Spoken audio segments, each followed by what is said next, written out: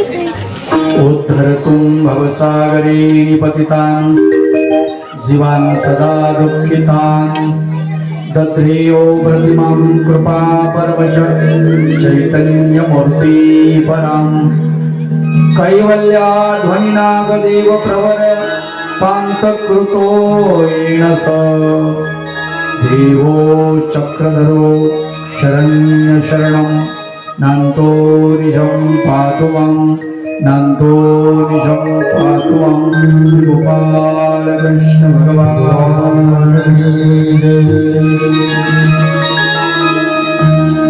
कृष्ण गोपाल हरे दीन दयाल कृष्ण गोपाल हरे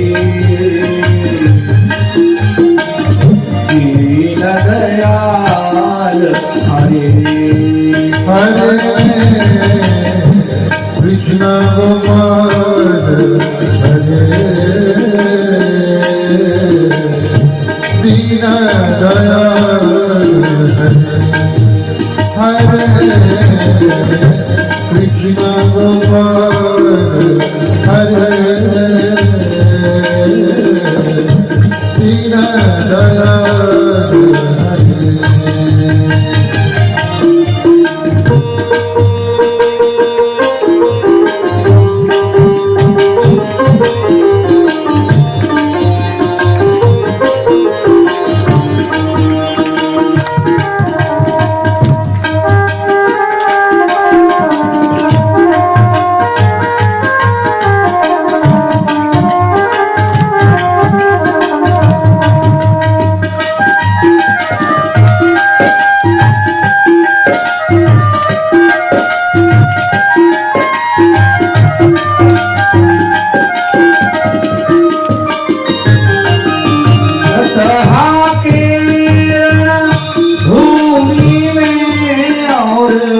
कर्मयोग के मर्म बताए रत्हाके भूमि पर घोर कर्मयोग के मर्म बताए आज राम है परम तत्व आया के सुख दुख समझाए राम है प्रेम तत्व माया के सुख दुख समझाए सखा सारथी शरणागत के सखा सारथी शरणागत के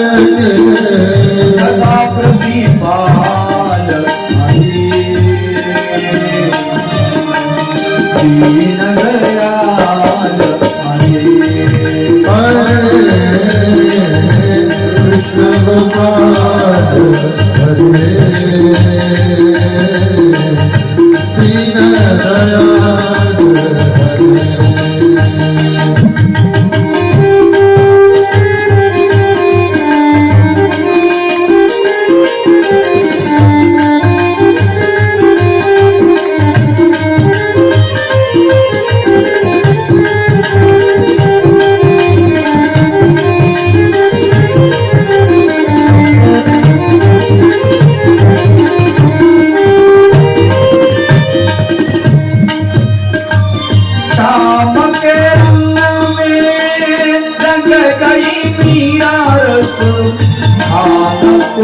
सखी खाना हुए शाम के रंग गई मीरारत खान की रस की खान लिए जग से आंखें बंद करे सो सूरदास ने दर्श किए जग से आगे बंद किए तो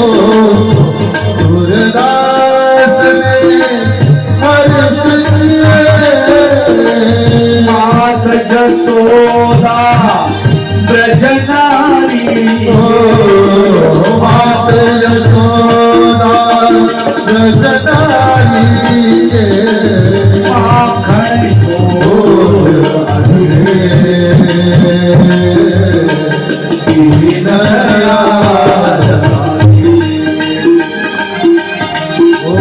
कृष्ण गोपाल हरे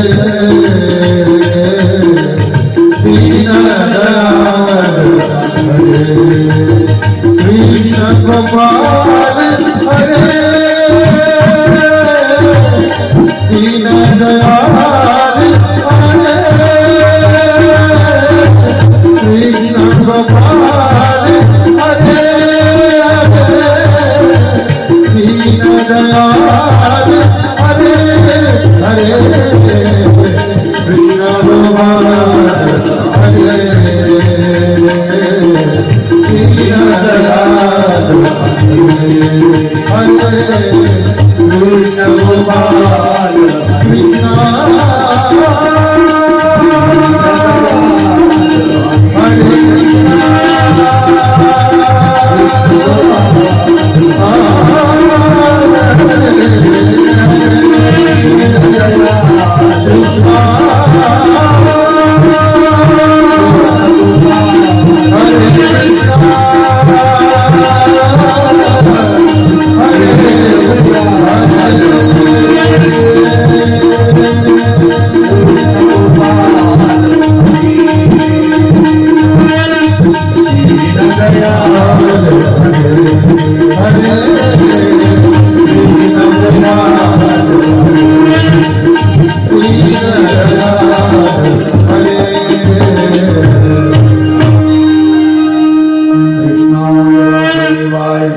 हरि परमात्मने प्रणतक्लेशनाशाय गोविंदाय नमो नमः सच्चिदानंद रूपाय विश्वोत्पत्त्यादिहेतवे तापत्रय विनाशाय श्रीकृष्णाय वयो नमः गोपाल कृष्ण भगवान की जय दत्तात्रेय भगवान की जय चक्रपाणि भगवान की जय गोविंद प्रभु भगवान की जय सर्वज्ञ श्री चक्रधर भगवान की जय श्रीमद् भागवत कथा यज्ञ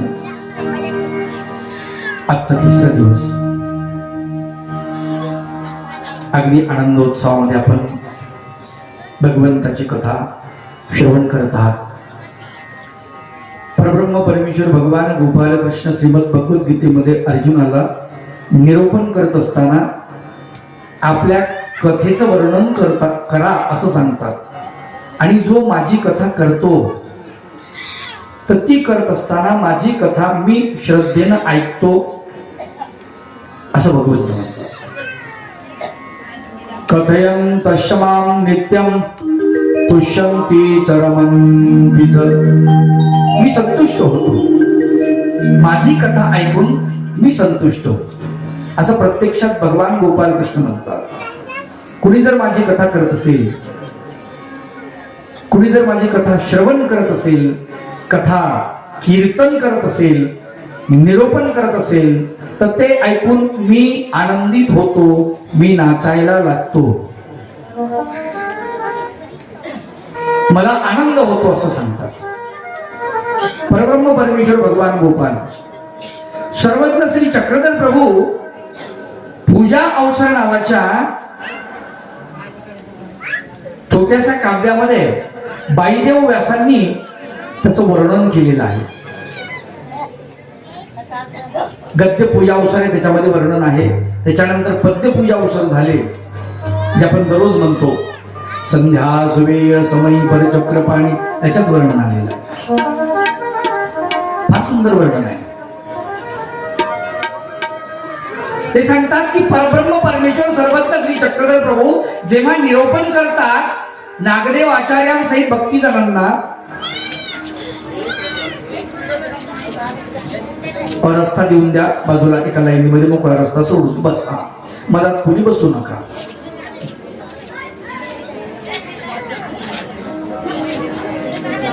काही नाही, तुमचा अवधान माझ्याकडे असू द्या. वेळ आहे त्यांना, भरपूर वेळ आहे, 1 तास वेळ आहे कमीत कमी अजून. तेव्हा सर्वज्ञ श्री चक्रधर प्रभूंचं चरित्र सांगत असताना पूजावसरकार फार सुंदर वर्णन करतात. रात्री परावर कथा कथिता उजेडे, ते विस्मिते मुनिवरे पुशिजे प्रभो ते. सामर्थ्य वेदक महा निज दर्शनाचे, सांगे सुवेद पतिराज कथा प्रसंगे. रात्र उजाडून जाते आणि भगवंत निरूपण करत असतात. चरित्रात वर्णन आलेलं आहे, माईंभट्ट त्याचं लिखाण करतात.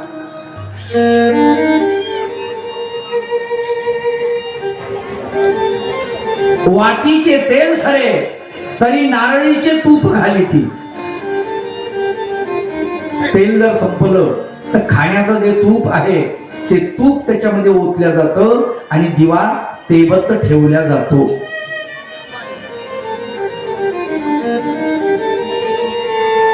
रात्रभर. आणि स्वामी चक्रधर महाराज निरूपण करतात. भट्टोबासाला झोप येते, जांभळे येतात, डोळे लागायला लागतात.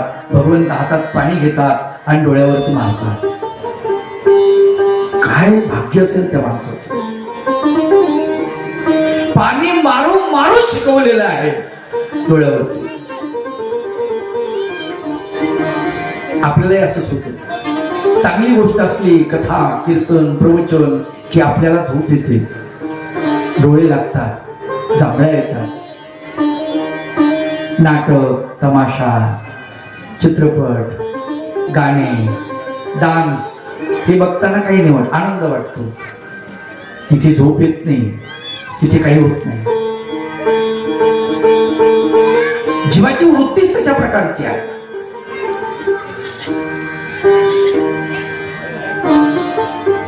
नागदेव आचार्याला भगवंत सांगतात, परावर कथा सांगतात. पर म्हणजे श्रेष्ठ परमेश्वराची कथा, आवर म्हणजे अलीकडची संतांची कथा, देवतांच्या कथा, जीवाच्या कथा भगवंत सांगतात, निरूपण करतात.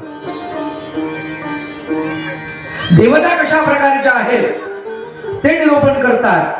जीवात्मा कशा प्रकारचा आहे ते निरूपण करतात. प्रपंच म्हणजे काय ते निरूपण करतात. या प्रपंचात राहून आपल्याला देवतांची भक्ती न करता, प्रपंचाला जन्म न देता परमार्थ कसा करायचा, परमेश्वराकडे कसं जायचं, याचं वर्णन भगवंत सांगतात.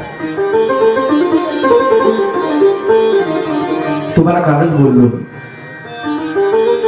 मनुष्य देह आपल्याला भगवंताने दिला तो फक्त आणि फक्त प्रपंच करण्यासाठी नाही. लक्षात घ्या, प्रपंच म्हणजे टाइमपास आहे, विरंगुळ आहे, मनोरंजन आहे, थोडंफार. याच्यात अध्यात्म अत्यंत महत्वाचं आहे, फार महत्वाचं आहे. परंतु आपण काय विचार करतो, मुलगा जन्माला आला, मोठा झाला, 21-25 वर्षाचा झाला की याचं लग्न केलंच पाहिजे असं एक आपल्याला वाटतं. असं नाही. एक लक्षात घ्या, जुन्या काळामध्ये माणसं अशी तयार व्हायची, पुत्र कामेष्ठी यज्ञ केला जायचा आणि चांगल्या पुत्राची, चांगल्या कन्येची प्राप्ती भगवंताची प्रार्थना करून मागितल्या जायची आणि मग त्याला शिक्षण दिलं जायचे. त्याचा ध्येय, उद्देश, आपल्या जीवनामध्ये काय ध्येय आहे सांगा बरं तुम्ही. ध्येय आणि उद्देश हे कळतोय का आपल्याला? आपलं म्हातारपण येतं तरी आपल्याला आपला ध्येय काय आणि उद्देश काय नाही कळत, नाही समजत. जन्म तेरा बातों ही बीत गयो रे, तूने कबहू न कृष्ण. जन्म तेरा बातों ही बीत गयो रे, तूने कबहू न कृष्ण. जन्म तेरा बातों ही बीत गयो रे, तूने कबहू न कृष्ण.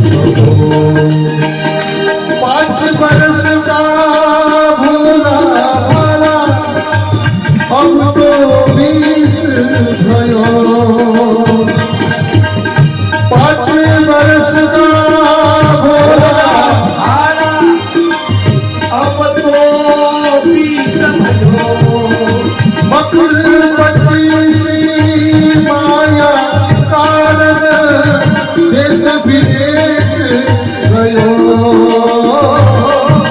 मकर 25 माया कारण देश विदेश गयो रे तूने कबहु न कृष्ण को जन्म तेरा बापुरी बीत गयो रे तूने कबहु न कृष्ण को जन्म तेरा बापुरी बीत गयो रे तूने कबहु न कृष्ण को कहते कबीरा सुन भई साधु ये संसार मतलब कालो भी झूठा ठाट रचो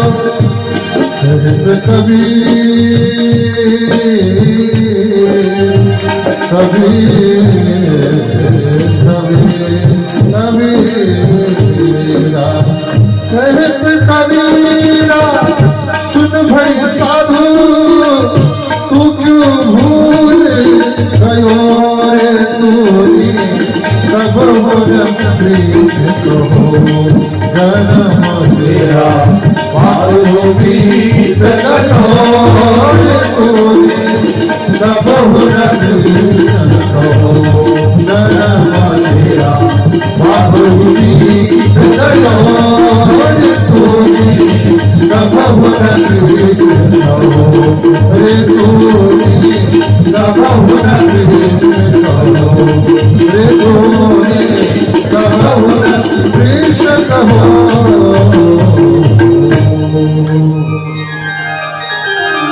कहत कबीरा सुन भई साधू अरे भल्या माणसा तू साधू आहेस रे आणि तुला कळत कसं नाही जन्म तेरा बातो ही बीत गयो बडबड करत तुझा जन्म गेला तूने कबहु न कृष्ण कहो कृष्णाचं नाव तू घेतलं नाहीस मुखामधून म्हणून आम्हाला जो जन्म मिळाला नरजन्म मिळाला त्या नरजन्माचं सार्थक आम्हाला करता आलं पाहिजे माय बापू लक्षात घ्या ज्यासाठी तो मिळालेला आहे त्याचा विचार जरूर करा तसं तुम्हाला सांगतो शाळेमध्ये तुम्ही जाता मग कशासाठी जाता तर ध्येय उद्देश काय असतो काही लोक म्हणतात मला नोकरी करायची म्हणून मी शाळेत जातो मला नोकरी लागली पाहिजे काही म्हणतात मला व्यापार करायचा मला ते ज्ञान मिळालं पाहिजे म्हणून मी शाळेत जातो काही म्हणतात मला आमदार व्हायचंय खासदार व्हायचंय मग कसं व्यवहार मला कळायला पाहिजे त्याच्यामुळे मी शाळेत जातो काही म्हणतात मला संत व्हायचंय लोकांना समजून सांगायचंय अनेक लोकांना मला मोटिवेट करायचं आहे तर कशा प्रकारे मी लोकांना कव्हर करू मोटिवेट करू तर ते मला शिकायचं आहे म्हणून मला शाळेत जायचं आहे प्रत्येकाचे ध्येय आणि उद्देश वेगवेगळे आहेत लक्षात ठेवा आपलं ध्येय आणि उद्देश काय असले पाहिजे मनुष्य जन्मामध्ये येऊन आपल्याला जर ज्ञान असेल आणि कळत असेल तर फक्त प्रपंच अरे तर जनावरांमध्ये आपल्यामध्ये फरक नाही ना बरोबर आहे जनावरांनाही मुलंबाळ होतात आपल्यालाही मुलंबाळ होतात जनावरांना सुद्धा आपल्या मुलाबाळांची म्हणजे लेकराची काळजी घ्यावी लागते पक्ष्यांना घ्यावी लागते पशूंना घ्यावी लागते घेतात आपणही येतो मग त्याच्यामध्ये आणि आपल्यामध्ये फरक काय हा फरक आपल्याला कळायला पाहिजे तो सर्वात महत्वाचा भाग आहे आपल्याला बोलता येतं विचार करता येतो आपल्याला समज आहे जीवनामध्ये कन्या आणि पुत्र प्राप्ती हेच सर्वस्व नाही आहे लक्षात ठेवा आपला ध्येय आणि उद्देश याची पूर्तता करत असताना आपण कमी पडतो. म्हणून प्राचीन काळामध्ये कुणीतरी आपल्या पावलावर पाऊल टाकून आपल्या आचारावर, आपल्या विचारावर आपल्याला मदत करणारी, साथ करणारी एखादा मित्र, मैत्रीण आपल्याला असावी म्हणून लग्न केलं जायचं. कळते? म्हणून लग्न केलं. मग दोघांनी मिळून एक विचार पुढे नेला जातो. आता 2 हाताचे 4 हात झाले, 4 हात सुद्धा कमी पडतात. तुम्ही लक्ष देऊ नका मुलांकडे, चालू दे त्यांचं काय ते. 2 हाताचे 4 हात झाले तरी आता आपलं वर्किंग वाढलेलं आहे, काम वाढलेलं आहे, जे काही ध्येय उद्देश आहे ते वाढलेलं आहे. त्याच्यामुळे 4 हातही कमी पडतात आणि मग निर्णय होतो, नाही आपण आपल्याला आता अजून 2 हाताची गरज आहे. मग आता 2 हात कुठून आणायची पुन्हा? म्हणून दोघांचं मिलन होतं. लक्षात घ्या, पती पत्नीचं मिलन तेव्हा होतं त्यांना गरज पडते की आपल्याला आपल्या विचाराचं, आपल्या आचाराचं, आपल्या संस्काराचं, आपल्या धर्माचं बालक किंवा कन्या पाहिजे. म्हणून पुढे प्रपंच सुरू. कोण विचार करते या गोष्टीचा? मग आता पुत्र प्राप्त झाली, कन्या प्राप्ती झाली, त्यानंतर आता 2 हाताचे 4 हात, 4चे 6 झाले. पुन्हा असं वाढलं, आपलं काम खूप वाढलेलं आहे, अजून आपल्याला 2 हात पाहिजे. पुन्हा ते निर्णय घेतात, पुन्हा एखाद्या बाळाला जन्म देतात. कारण एका फॅक्टरीतला माल पाहिजे, लक्षात ठेवा, एका आचार विचाराचा. आणि म्हणून ते करतात. बाहेरचे आणून, नोकर आणून जर काम केलं ना, होत नाही, घर नाही राहत. आज तर खरंच घर नाही राहिलं. भावाभावाचे म्हणजे लग्न झाल्या म्हणजे भांडणं व्हायला लागली. लक्षात ठेवा, काय गरज आहे हो आम्हाला रामायणाची, महाभारताची, या भागवताची, या ग्रंथांची काय गरज आहे? लीळा चरित्राची काय गरज आहे सांगा बरं तुम्ही. त्यातले जे पात्र आहेत ना, आदर्श पात्र, त्या पात्राकडे बघा. ते पात्र महत्वाचे. मी कथा जरूर सांगत असतो पण कथेमध्ये माझ्या निरूपण जास्त असतं. ते पात्र महत्वाचे. लीळा चरित्रामधले जे पात्र आहेत त्या पात्राकडे तुम्ही बघा, काय जबरदस्त पात्र आहे. नाथोबा नावाचा पात्र आहे. काय म्हणतात चक्रधर प्रभू भगवंत नाथोबा बद्दल? मंडळीक येथीचा अवयवकी. परमेश्वरानं एखाद्या माणसाला माझा अवयव आहे हा असं म्हणावं, केवढं भाग्य या माणसाचं. तसं आपला हात आपल्या विरोधात जातो का? नाही. आपले पाय आपल्या विरोधात जातात का? नाही. आपले अवयव आपल्या विरोधात जात नाही. तसं भगवंत म्हणतात हा माझा अवयव आहे. इतका एकरूप झालेला आहे तो भक्त नाथोबा. बघा नागदेवाचार्य, नागदेवाचार्याबद्दल सर्वज्ञ श्री चक्रधर प्रभू काय म्हणतात? बाई हा काही आपुले बोलेल, हा येथीचेच बोलेल की हा काही स्वतःच बोलेल का म्हणले? याला स्वतःच बोलताच येत नाही म्हणले आणि स्वतःची भाषा बंद करून टाकली. हा मला जे बोलायचंय तेच बोलेल. काय गंमत आहे. आपण म्हणतो आमचं अस्तित्व काय, या घरात मला किंमतच नाही, मला बोलूच दिलं जात नाही, माझी मुस्कानदाबी केल्या जाते, माझं तोंड बंद केलं जातं, इथं आल्यापासून माझं सगळं मी विसरून गेले, माझं अस्तित्व विसरलं, असं बोलतो आपण. विचार करा. आपल्याला बोलता येत नाही, भगवंताला बोलता येतं. जे काही बोलतात नागदेवाचार्य भगवंताच बोलतात. एकही अक्षर स्वतःच त्याच्यामध्ये टाकत नाही, एकही टाकत नाही. काय वर्णन आहे, काय भगवंत ग्वाही देतात त्यांची. बघा महाराईचा पात्र बघा ना तुम्ही, त्या पात्राकडे अभ्यास करा लीळा चरित्राचा, फार सुंदर आहे. महाराईचा बद्दल सर्वज्ञ श्री चक्रधर प्रभू म्हणतात म्हातारी चर्चक, म्हातारी जिज्ञासक, येथ काहीतरी पुसताची असे. जिज्ञासक आहे, चर्चक आहे, विचार करते, विचारते, प्रश्न विचारतच राहते, काहीतरी विचारतच राहते, विचारत राहणार. आले एखादे बाबा दान दक्षिणा द्या, माझं काही म्हणणं नाही, जेवू घाला, चहा पाजा, पण विचारा बाबा हे कसं, बाबा ते कसं, बाबा अमकं कसं, बाबा तमकं कसं, विचारत राहा. लक्षात घ्या, आपण विचारत राहिल्यानंतर आपल्या ज्ञानामध्ये भर पडते. हे त्या महादाईचा कडून शिकायचं आपल्याला. बाईचा विचार करा, बाईचा स्वतःच काहीच बोलत नाही, आचार विचार स्वतःचा टोटल बंद केलेला आहे, सगळं समर्पण भगवंताला दिलेलं आहे. टोटल वाचा लेलं चरित्र, तुमच्या लक्षात येईल. बाईसा स्वामी चक्रधर महाराज खाकरतात, पूजा अवसरामध्ये वर्णन आलेलं आहे.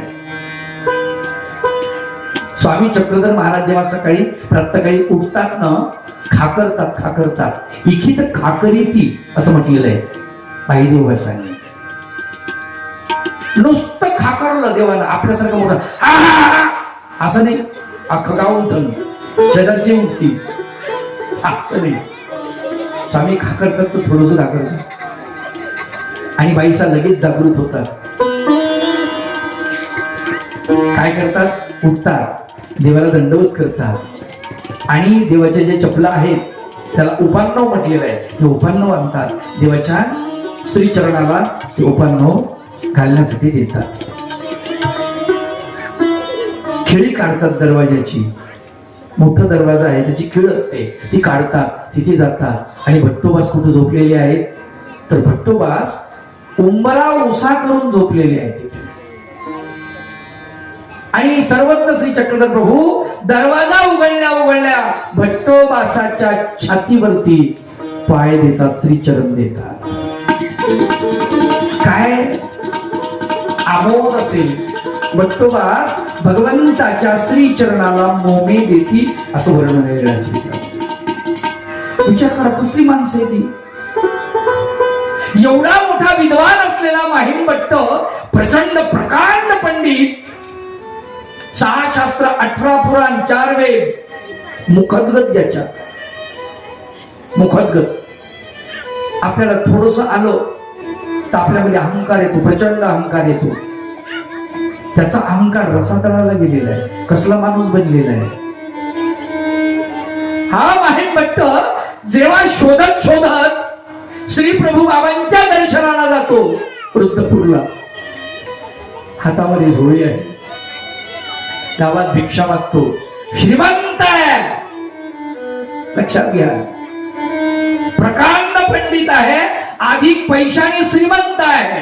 दररोज त्याचं जेवण जे आहे ना, अगदी श्रीमंत जेवण आहे. दररोज आपण धाब्यावर जरी जेवायला गेलो तरी त्याची बरोबरी करू शकत नाही, इतके पदार्थ दररोजचे त्याच्या ताटामध्ये जेवायला आहेत. स्पेशल आचार्य त्याच्या घरी होता, एवढा श्रीमंत माहिती. भिक्षा मागितलेली असते, त्या भिक्षेतलं अन्न तोंडामध्ये टाकलं तर ते गिळत नाही माय बाप हो. आतून ओकारी येते, उलटी होते. तसंच पाणी पितात, पुन्हा चालतात, पुन्हा दुसरा दिवस मुक्काम झाल्यानंतर दुसऱ्या दिवशी तसंच होतं, उलटी येते. तिसऱ्या दिवशी जेव्हा एक घास पोटामध्ये जातो तेव्हा मांडी थापटतात, काय म्हणतात, जीतम मया, मी जिंकलो. काय सडक अन्न पोटात गेलं आणि मी जिंकलो असं म्हणतात. काही माणसं तयार झाली, पहा कसली माणसं आहे. आपल्याकडे काहीच नाहीये तरी आपण सोडायला तयार नाही प्रपंच. त्यांच्याकडे सगळं होतं तरी सोडून दिलेलं आहे. का आता गरज नाही प्रपंचाची, जोपर्यंत होता तोपर्यंत केलं. बघा ती पात्र, बघा त्याच्याकडे, बघा कशी पात्र आहेत ती चिंतन. वृद्धपूरला पोहोचल्यानंतर या माहिम भट्टानं एका मातंग बांधवाला विचारलं, श्री प्रभू कवने ठाई असती, कुठे आहेत श्री प्रभू. त्यांनी सांगितलं, श्री प्रभू हे नव्हे, आताची गेले, हे पाऊल खुना श्री प्रभूंच्या.